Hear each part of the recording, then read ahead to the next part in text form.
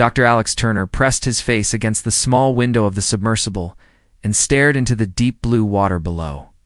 The ocean on this alien moon stretched endlessly in all directions, darker and more mysterious than any ocean on Earth. Strange. Fish with glowing spots swam past their small underwater vehicle, their lights blinking like tiny stars in the darkness. "Look at that one," said Dr. Lisa Morgan, pointing at a creature that looked like a jellyfish, but moved with purpose. "It's actually following us." Alex nodded and made notes on his tablet. He had been studying ocean life for 15 years, but nothing had prepared him for this place. Kepler 442c was a moon covered entirely in water, orbiting a distant planet far from Earth. The research team had been here for 3 weeks. "We're at 2,000 feet now," called Commander Jake Sullivan from the pilot seat.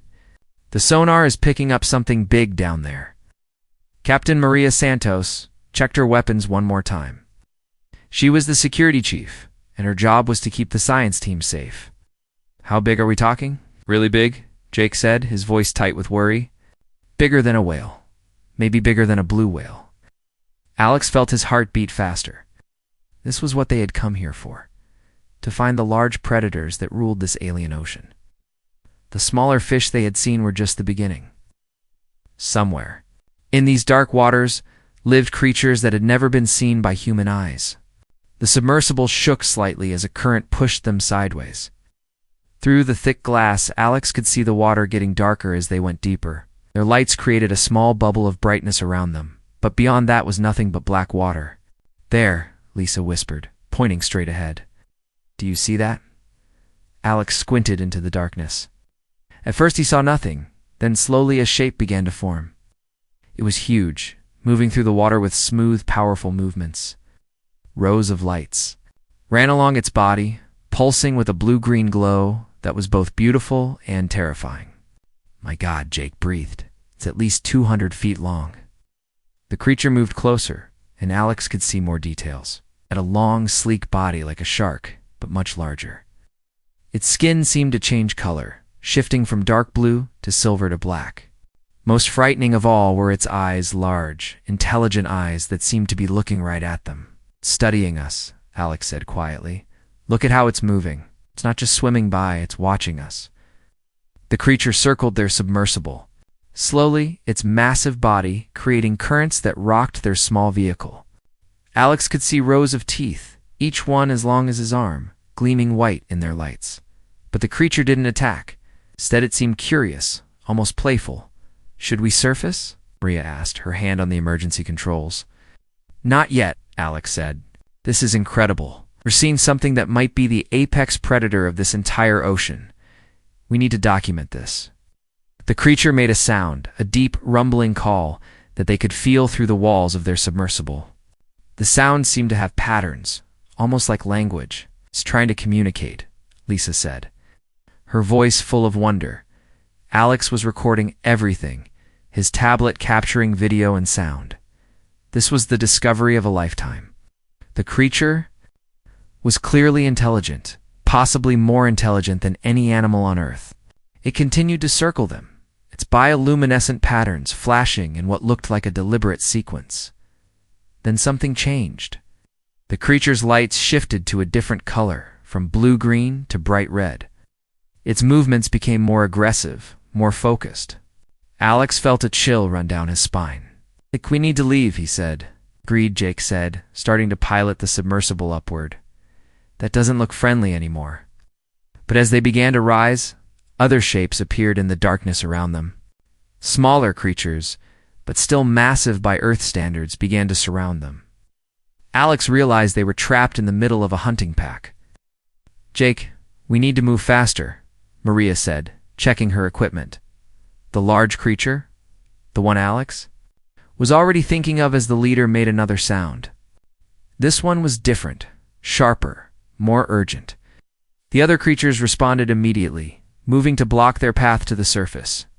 "They're coordinating," Alex said, amazed despite his fear. "This is pack hunting behavior, but at a level I've never seen before."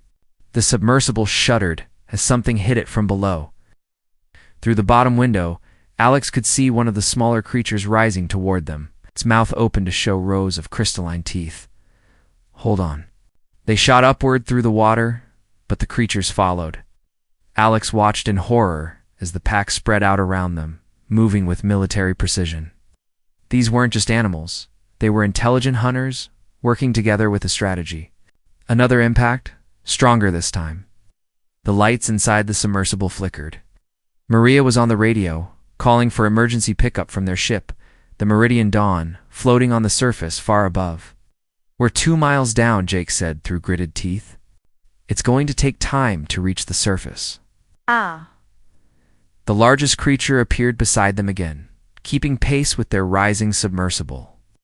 Alex found himself staring directly into its massive eye, and what he saw there made him freeze. Intelligence. Recognition. The creature wasn't just hunting them, it was studying them, learning from them. The eye blinked slowly, and Alex had the strangest feeling that the creature was trying to tell him something. Then it pulled back and disappeared into the darkness below. "Where did it go?" Lisa asked. Alex looked around frantically. The smaller creatures were still following them, but the leader had vanished. They were only a few hundred feet from the surface now, and he could see the lights of their ship above. "Maybe it gave up," Jake said hopefully. But Alex knew better.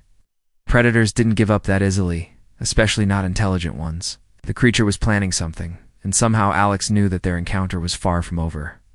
As they broke the surface and felt the submersible lock into the docking bay of the Meridian Dawn, Alex couldn't shake the feeling that they had just met something that would change everything. The creature had looked at him with those ancient, intelligent eyes, and he had felt marked somehow. Chosen, he didn't know it yet, but he was right. Deep below the surface, the apex predator of Kepler 440c had made a decision. With the curious eyes had caught its attention, and now it wanted to know more. The hunt was just beginning. Alex couldn't sleep that night. Every time he closed his eyes, he saw those massive, intelligent eyes staring at him through the water. The creature's gaze had felt different from any animal he had ever studied. It was the look of something that was thinking, planning, deciding. The next morning, as the research team gathered in the main lab of the Meridian Dawn, Captain Maria Santos spread out underwater maps on the large table, while Commander Jake Sullivan checked the submersible for damage. "From yesterday's encounter, we need to go back down," Alex said firmly. "What we saw yesterday was just the beginning. That creature was trying to communicate with us." Double quotes, Dr. Lisa Morgan shook her head. "Alex, that thing nearly killed us. Did you see the size of those teeth? And the way the whole pack moved together? They were hunting us." "Exactly," Alex said, pointing at the sonar readings from their dive. "They were hunting as a team. That takes intelligence. Real intelligence. You can't just leave without learning." "More?" Maria crossed her arms. "My job is to keep you all safe. Going back down, there is suicide." But Alex had made up his mind. The creature had looked at him with recognition, almost like it had chosen him specifically. As a scientist, he couldn't ignore what might be the most important discovery in human history. 2 hours later, Alex was alone in a smaller, faster submersible. Diving back toward the deep waters where they had met the creature, he had convinced the others to let him go by promising to stay at a safe distance and surface immediately if anything went wrong. The water grew darker as he descended. Alex kept his lights dim, not wanting to attract attention too quickly. At 1,500 feet, his sonar picked up movement. Something large was rising from the depths below him. Alex's heart pounded as the massive shape appeared in his lights. It was the same creature from yesterday, but this time it was alone. The apex predator moved slowly toward his submersible, its bioluminescent patterns pulsing in a steady rhythm. "Hello there," Alex whispered, though he knew the creature couldn't hear him through the thick walls of his vehicle. The creature stopped just outside his lights and hovered in the water. Alex could see its massive head easily, 30 feet long, with rows of crystalline teeth that caught the light like diamonds. But it made no move to attack. Instead, it began to swim in a slow circle around him. Alex started his recording equipment and began to speak. Day 2 of contact with large predator species. Creature is approximately 200 feet in length, showing clear signs of intelligence and curiosity rather than aggressive hunting behavior. The creature's lights began to flash in a different pattern. Alex watched carefully, trying to see. If there was meaning in the display, the pattern seemed too regular to be random. Blue lights ran down the creature's sides, followed by green ones, then white. The sequence repeated 3 times, then changed. "It's trying to communicate," Alex said into his recorder. "The light patterns are definitely intentional."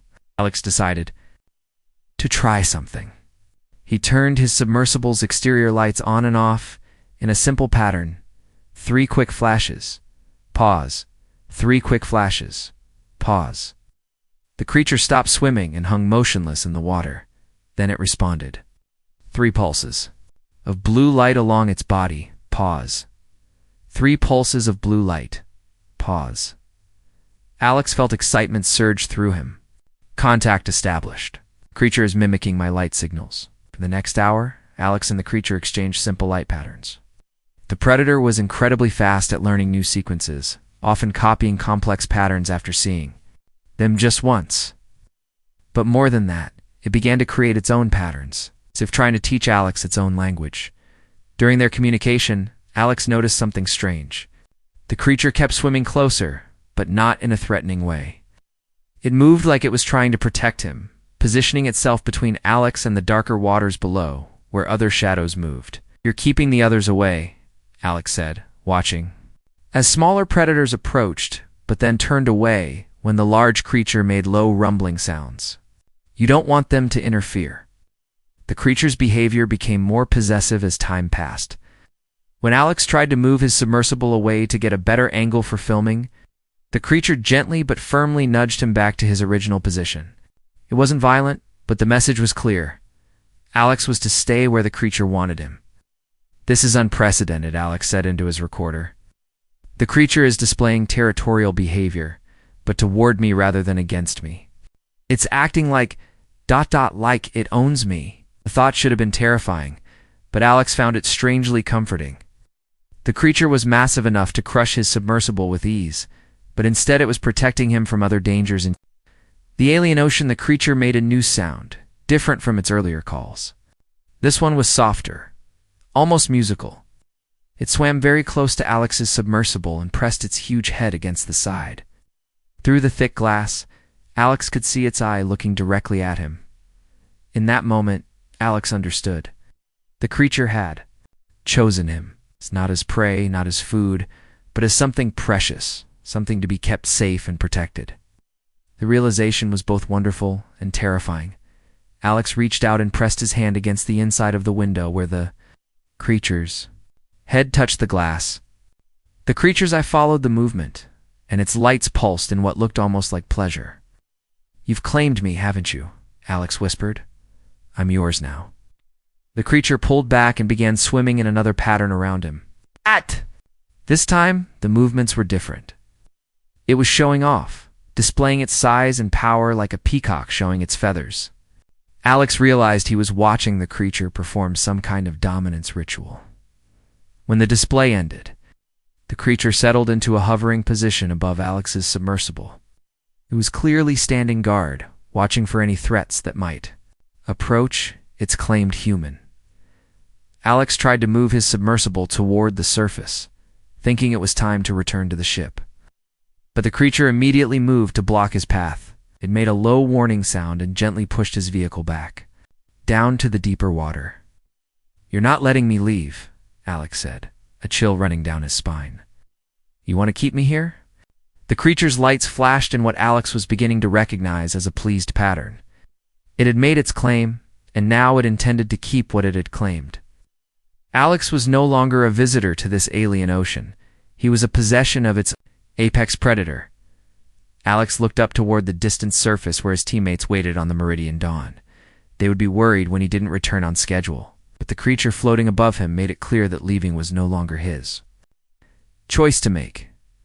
The massive predator had decided that Alex belonged to it now, and it had no intention of letting its prize escape. Alex was beginning to understand that his relationship with this intelligent creature was going to be far more complex than anything he had ever imagined. As the creature settled in to keep watch over him, Alex realized his life had just changed. Forever, he was no longer just a scientist studying an alien predator. He'd become the treasured possession of the ocean's most dangerous hunter, and there was no going back. 3 days had passed since the creature first claimed Alex, the massive predator, which Alex had started calling Titan in his mind, had not let him return to the surface even once.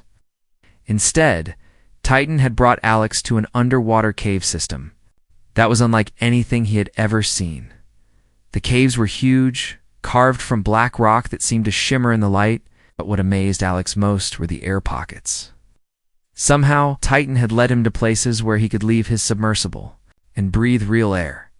The creature seemed to understand that Alex needed air to survive, and it made sure he always had access to it. Alex floated in one of these air pockets now, his submersible docked against a rocky ledge. Through the clear water below, he could see Titan's massive form gliding back and forth, always watching, always protecting. The creature never seemed to sleep. Day 3 of captivity, Alex spoke into his recorder. The creature has provided me with everything I need to survive. Air, fresh water from underground springs, and food. The food was the strangest part. Titan brought Alex fish, but not just any fish. The creature seemed to know exactly what Alex could eat safely. It would catch smaller alien fish, test them somehow, and only bring Alex the ones that wouldn't make him sick. Alex had tried eating the alien fish raw at first, then discovered that Titan had even provided him with heat sources, glowing rocks that gave off warmth and could cook food. The creature's intelligence continues to amaze me, Alex continued. Recording, it's not just keeping me alive, it's making sure I'm comfortable. This isn't the behavior of a simple predator. This is the behavior of something that cares for what it owns. A sound echoed through the cave, and Alex looked down to see Titan approaching. The creature had something in its mouth, not food this time, but objects. Strange metallic objects that gleamed in the dim light. Titan surfaced in the air pocket, its massive head breaking through the water. Carefully, gently, it placed the objects on the rocky ledge next to Alex. Then it sank back down and watched, waiting for Alex's reaction. Alex picked up one of the objects and gasped. It was a piece of technology, clearly human technology, a helmet from a spacesuit, damaged but recognizable. He picked up another object, a piece of hull plating with human writing on it. My God, Alex whispered. These are from other human expeditions. There were more objects, tools, pieces of equipment, personal items. Alex realized he was looking at the remains of human explorers who had come to this moon before his team. Explorers who had never returned home. Alex looked down at Titan, who was watching him with those intelligent eyes. How long have you been collecting these? How long have you been watching humans? Titan's lights pulsed in response, but Alex was beginning to understand that this wasn't just communication. It was pride. The creature was showing off its collection like a human might. Show off trophies or souvenirs. You've been studying us, Alex said, the realization hitting him. All these years you've been learning about humans. That's why you knew what I needed to survive. You've done this before. But as Alex looked more carefully at the human artifacts, he noticed something disturbing. There were no bodies, no bones, just equipment and tools. What had happened to the people who owned these things? Titan made a soft sound and swam closer to the ledge. Using one of its smaller fins, it began to move the objects around, arranging them in specific patterns. Alex watched, trying to understand what the creature was doing. Then he saw it. Titan was organizing the objects by expedition, grouping items that belonged together. Here were the remains of one team's equipment. There were the tools from another. Group. The creature had been collecting human artifacts for years, maybe decades, studying them and learning from them. You've been preparing, Alex said in wonder. You knew humans would keep coming, and you were getting ready for us. Titan's response was to swim to another part of the cave and return with more objects, but these were different. These weren't human artifacts. They were things Titan had made. Tools carved from stone and bone, containers woven from sea plants, even what looked like primitive art scratched into pieces of metal. "You've been trying to make human things," Alex said, picking up a carved tool that was clearly meant to fit. "A human hand. You've been practicing." The most amazing discovery came when Titan brought Alex to a deeper part of the cave system. Here, carved into the walls, were pictures. Not just random scratches, but detailed drawings showing humans and Titan species together. The drawings told a story, humans arriving in ships, meeting the sea creatures, and somehow living together.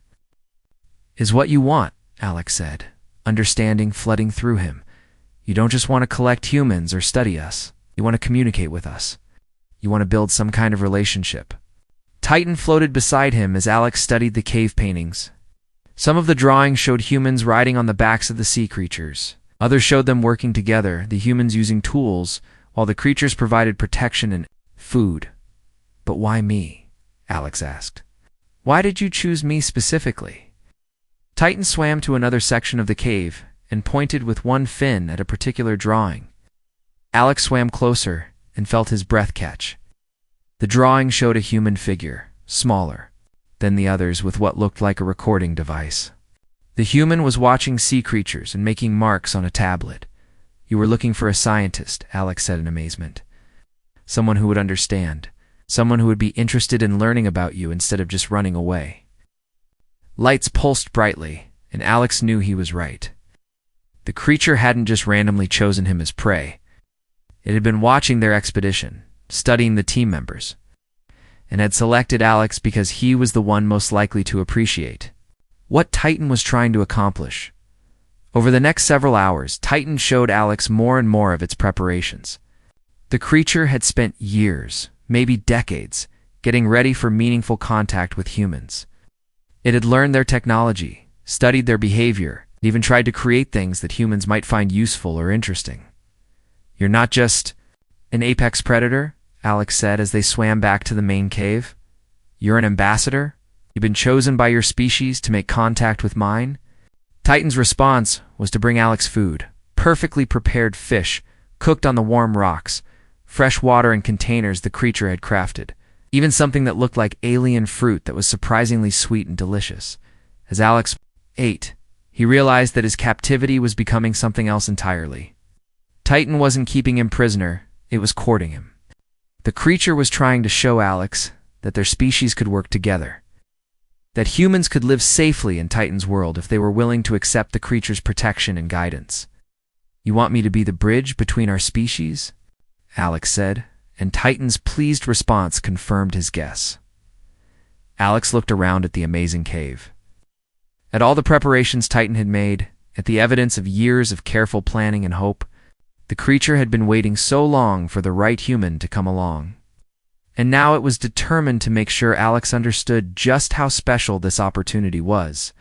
For the first time since his capture, Alex felt himself relaxing into his new role. He was no longer just a prisoner of the ocean's apex predator. He was becoming its partner in the most important first contact in human history. Alex had been with Titan for nearly 2 weeks when the rescue ships arrived. He was in the main cave, teaching Titan simple English words by pointing at objects and speaking their names. When the creature suddenly became agitated, Titan's lights flashed bright red, and it made a deep warning sound that Alex had never heard before. "What is it?" Alex asked, but Titan was already moving toward the cave entrance, its massive body tense with anger. Through the water, Alex could see lights. In the distance, human lights. His heart jumped with both joy and fear. His team had finally found him, but he knew Titan would not be happy about other humans entering its territory. The rescue fleet was larger than Alex had expected. 3 ships floated on the ocean surface far above, and he could see multiple submersibles descending toward the deep waters. Leading the mission was Captain Ryan Brooks, a military commander known for handling dangerous situations. But Alex also recognized one of the smaller submersibles that belonged to his brother Danny. "Danny, no," Alex whispered. "Oh. "You shouldn't have come here." Titan returned to the cave, its entire body radiating fury. The creature's lights were flashing in angry patterns, and it kept making aggressive sounds. But when it looked at Alex, its behavior changed. The anger was still there, But now it was mixed with something else, possessiveness. Alex understood immediately. Titan saw the approaching humans as a threat to its claim on him. These weren't just intruders in its territory, they were trying to steal what belonged to it. You have to let me talk to them, Alex said, moving toward his submersible. If you don't, people are going to die. But Titan blocked his path, gently but firmly pushing him away from his vehicle. The creature's message was clear. Alex was not allowed to leave, not even to help his own species. The first contact between the rescue team and Titan's hunting pack happened an hour later. Alex heard the sounds echoing through the water explosions, metal being crushed, humans screaming. He tried again to reach his submersible, but Titan wrapped one of its massive fins around him, holding him in place. Please, Alex begged. Let me help them. They're my people. Titan's response was to pull Alex deeper into the cave, away from the entrance. The creature was protecting him from the violence it was about to unleash, but it was also making sure he couldn't interfere. Through the cave's sound system, Alex could hear radio chatter from the rescue team. Captain Brooks was shouting orders. Danny was calling Alex's name. Someone was screaming about massive creatures attacking from all sides. We've got multiple contacts, Brooks' voice crackled through the water. These things are huge, and they're hunting us like we're prey. Alex felt sick. Titan had called its pack, and they were systematically attacking the rescue team. But as he listened more carefully, he realized something strange. The humans were being attacked, but they weren't being killed. The creatures were disabling their submersibles and capturing them instead of destroying them outright. They're hurting us, came Danny's voice over the radio. These things are working together to drive us towards something. Alex understood what was happening. Titan was showing off, demonstrating its power and the intelligence of its species. But it was also being careful not to kill the humans unnecessarily. The creature was making a point it could destroy them all if it wanted to, but it was choosing not to. Several hours later, Titan returned to the cave with prisoners. Alex watched in horror as his brother Danny and Dr. Amy Foster were brought in, their damaged submersibles carried gently in the mouths of smaller creatures. They were alive but trapped, just like Alex had been at the beginning. Alex, Donnie, shouted when he saw his brother floating in the air pocket. Are you okay? We've been looking for you for 2 weeks. I'm fine, Alex called back. But you need to understand these creatures are intelligent. More intelligent than we thought possible. Titan approached the ledge where the new prisoners' submersals were placed. The creature looked at Danny, then at Alex, and its lights began to pulse in a questioning pattern. Alex realized Titan was asking for his approval, as if presenting gifts. That's my brother, Alex said, pointing at Danny. Please don't hurt them. Titan's behavior changed immediately. Ow. The creature moved closer to Danny's submersible and began to examine it more carefully, as if trying to understand the connection between the two humans. Then it did something amazing. It began to make the same gentle sounds it used with Alex. It's trying to communicate with us, Amy said from her submersible. The sound patterns are too complex to be random. Alex spent the next several hours teaching Titan about human relationships, using simple gestures and the light communication system they had developed.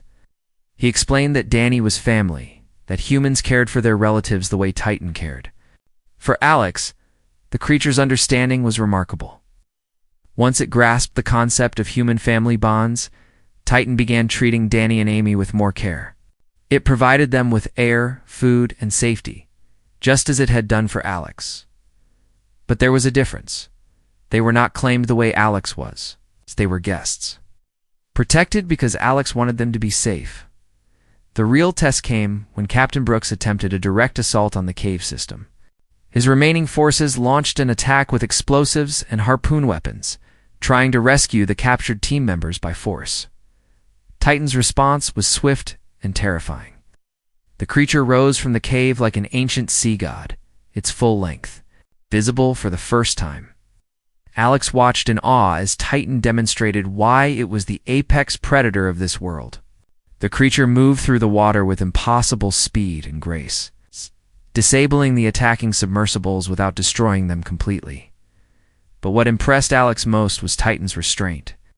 Even when the humans were shooting at it, the creature was careful not to kill them. Could have crushed every human vehicle with ease, but instead it captured them and brought them to the cave. "Why aren't you killing them?" Alex asked, when Titan returned. The creature's answer came in the form of actions rather than words. Titan began bringing the captured humans to Alex one by one, as if asking for his judgment. Each time, Alex vouched for them, explaining their roles and their importance to him. Captain Brooks was the last to be brought in. His command submersible badly damaged, but still functional.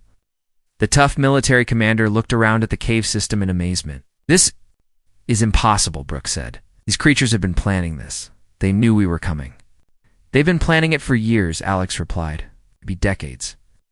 Titan here has been studying humans, learning about us, preparing for contact." As night fell in the alien ocean, Alex found himself in the strange position of mediator between two intelligent species.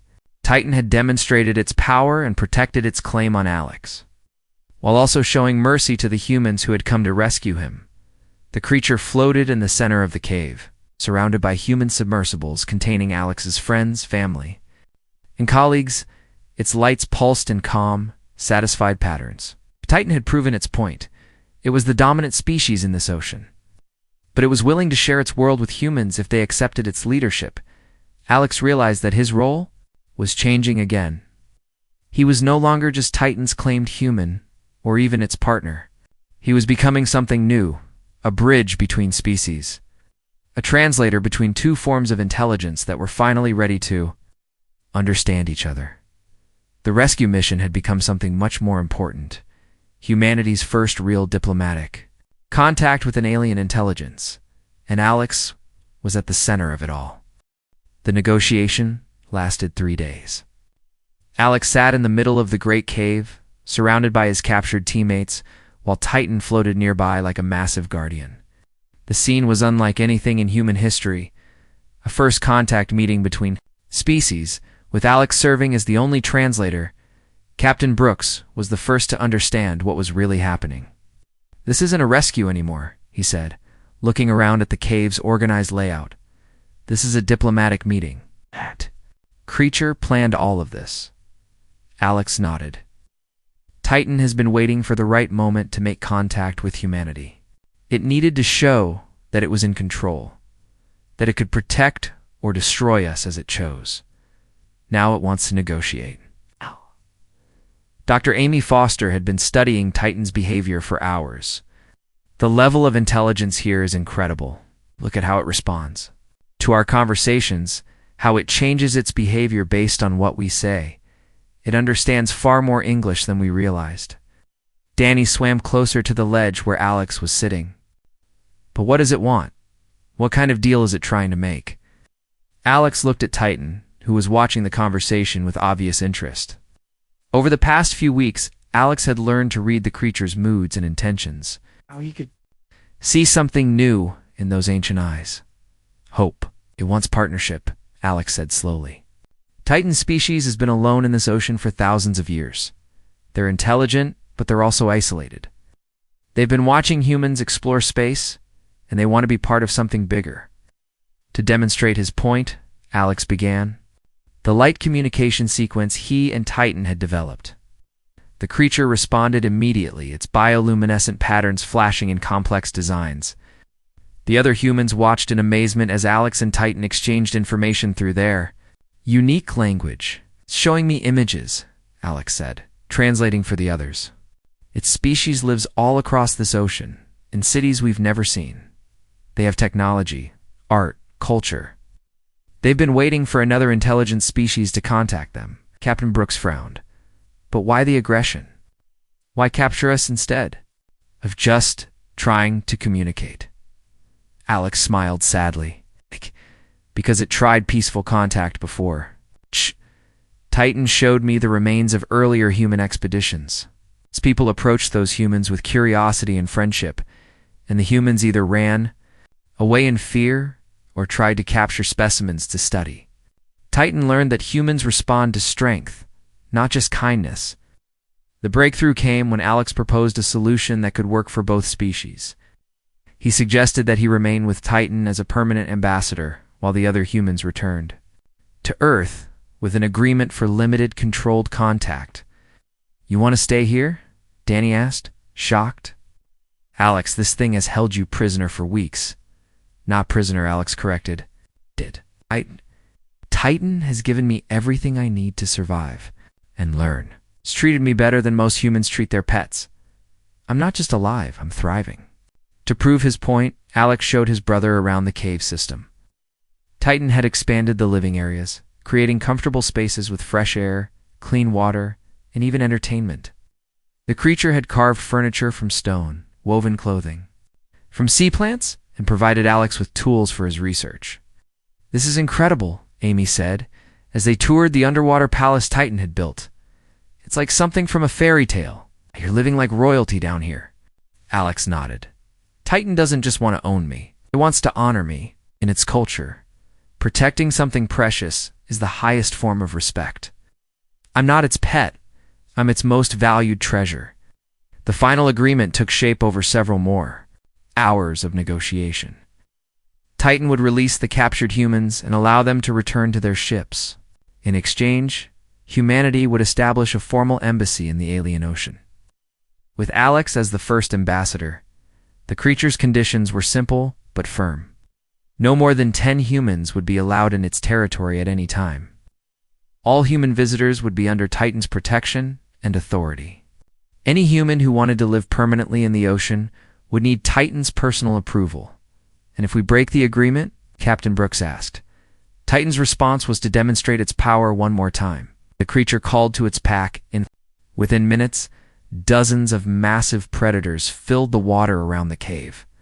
Each one was easily capable of destroying a human ship, and together, they represented a force that could threaten all human activity on the ocean moon.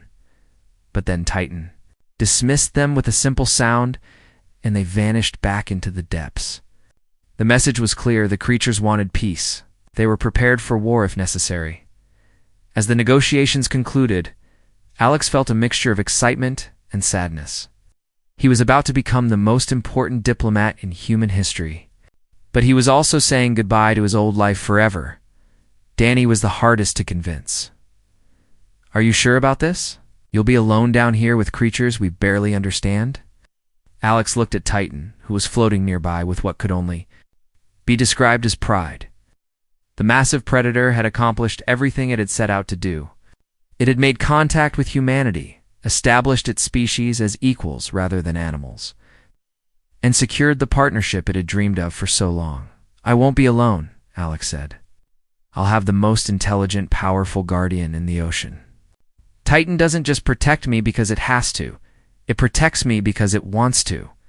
I've never been safer or more valued in my entire life." The farewell ceremony was unlike anything any of them had ever witnessed. Titan and its pack performed. A complex display of lights and sounds that filled the entire cave system with beauty. It was clearly a celebration, recognition of the new relationship between their species, as the other humans prepared to leave in their repaired submersibles. Titan brought Alex gifts, precious metals from the ocean floor, carved artwork created by its species, and most importantly, a communication device that would allow Alex to stay in contact with the human world. "Remember," Alex told Captain Brooks, as the man prepared to depart, "I'm not being held prisoner here. I'm choosing to stay. This is the most important job anyone has ever had." Brooks nodded slowly. "We'll tell them on Earth that humanity has made its first alien ally, and that our ambassador is being treated like a king." As the human ships disappeared toward the surface, Alex settled into his new role. Titan approached and gently touched his shoulder with one massive fin. The gesture was full of affection and gratitude. Alex looked around at his underwater kingdom, the beautiful caves, the alien technology, the promise of discoveries yet to come. He thought about the incredible creature that had chosen him, protected him, and honored him above all other humans. "So what now?" Stellix asked his guardian. Titan's lights pulsed in what Alex had learned to recognize as excitement. The creature had plans, big plans for their partnership. There were other species in the deep ocean to meet, underwater cities to explore, and technologies to share between their peoples. Alex smiled as Titan began swimming toward the deeper caves. Clearly eager to show him more wonders, he had started this journey as a simple marine biologist studying alien fish. Now he was the protected ambassador of humanity's first alien ally.